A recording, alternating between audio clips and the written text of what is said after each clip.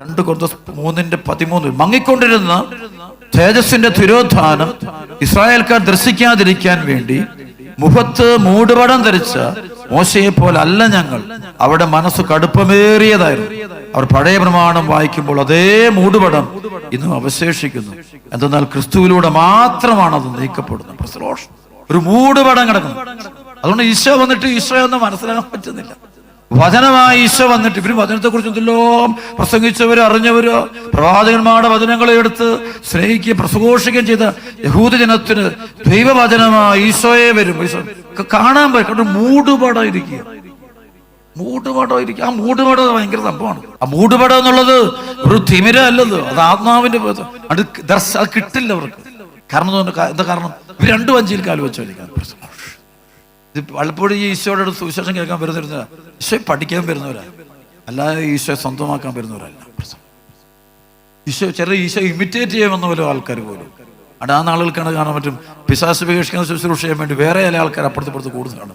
ഈശോയുടെ ശിഷ്യന്മാരുടെ നിന്റെ നാമത്തിൽ ഒരാൾ പിശാചിനെ ഉപേക്ഷിക്കുകയും ഞങ്ങൾ കണ്ടു, ഞങ്ങൾ എന്ത് ചെയ്യണം ചോദിച്ചുകൊണ്ട് ഈശോയോട് ഈശോ ഒന്ന് പറഞ്ഞ് ഇത് ചെയ്യേണ്ട വിട്ടാക്കാൻ പറഞ്ഞു.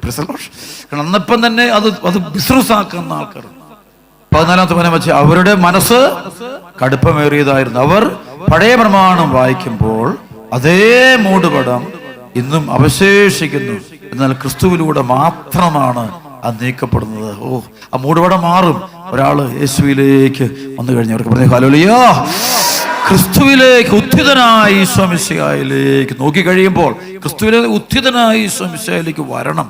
വചനം വിശ്വസിക്കാൻ തരണം, എളുപ്പപ്പെടണം. ഈ അഹങ്കാരങ്ങളെ നമ്മൾ പല വർഷങ്ങളായി ആത്മീയ ജീവൻ നയിക്കുന്നുണ്ടെങ്കിലും 1 ഇഞ്ച് പോലും വളർന്നിട്ടില്ല. ആയിരക്കണക്കിന് കൺവെൻഷനും ധ്യാനം കൂടിയിട്ടുണ്ട്. 1 ഇഞ്ച് പോലും വളർന്നിട്ടില്ലാത്ത ആ മക്കളെ ഞാൻ കണ്ടിട്ടുണ്ട്. 1 സെന്റിമീറ്റർ പോലും പഴയ പോലെ.